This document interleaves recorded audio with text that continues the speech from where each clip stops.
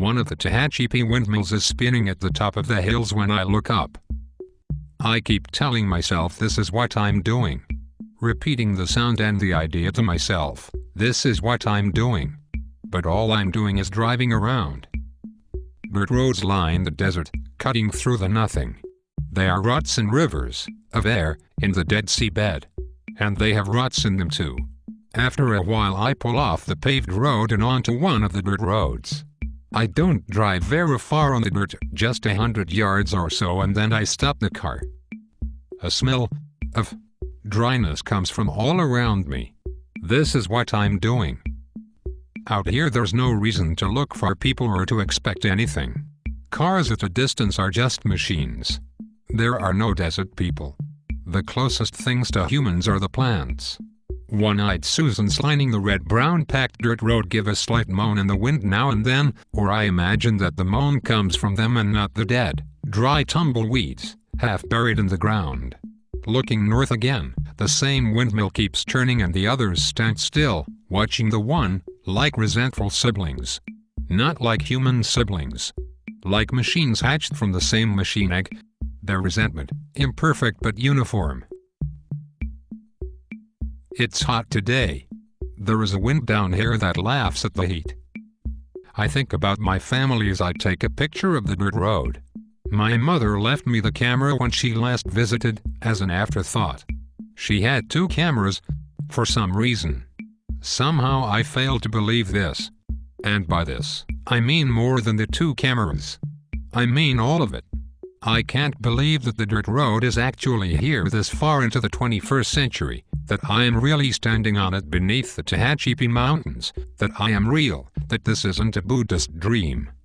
With Vishnu's dream ready to burst like an accidental bubble in a soft, liquid plop, opening out into the greater light of what is really real. My brother's voice is part of the camera, and though it doesn't say anything, the voice resonates like a struck bell. For years he traveled and took pictures and interviewed people. It was a kind of destiny for him that eventually faded away. In a moment of insanity we shared a house and got along. Then we came back to our senses.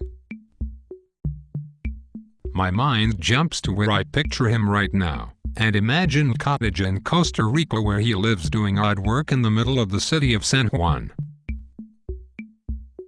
No one could have predicted that things would turn out this way. We'd grow up in the grass, tumble through the days and nights of Midwestern summers, and fall away like leaves across the Americas. Scattered. Whatever forces of nature led us to the jungle and to the desert could have instead led us to European streets, African huts, or just down our own street to buy the inevitable house next door to our parents. That's what happened one generation before us. The family stuck together. It is still happening. Does it mean anything that I am, where I am, if it all could have been different? If a word had been spoken at the beginning, to change the timing, to slow the gears of the mechanism? Does it mean anything that one tiny blade of grass turns brown at the tip, breaks off, and turns to dry soil, odorless, undead? I lie on the hood of my car, trying to focus on the sky and ignore the rest.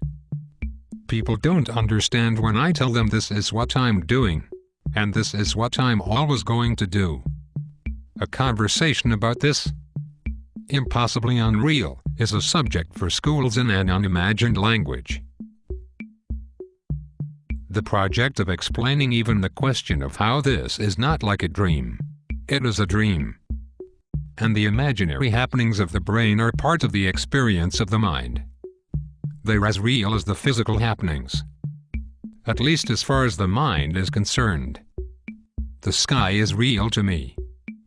The fact that only one windmill spins plays across my neurons. The chemicals of my body respond as if the thought is a sugar or a drug.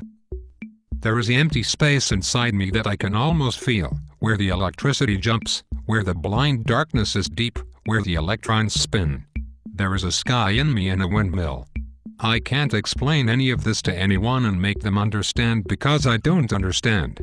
I know there is some truth inside these pictures and there is some pattern to the way leaves fall away from the tree. So there is almost a reason that my brother is trimming hedges in a Costa Rican city while I lie down on the hood of my dirty car on a rutted dirt road in the Mojave. I don't know what it is, the truth of it or the meaning, and I don't expect any clear explanations. There is no epiphany in the works. There is only the sky and the windmill spinning. The empty space inside. The leaves have fallen. That is how it is. That is how it always will be.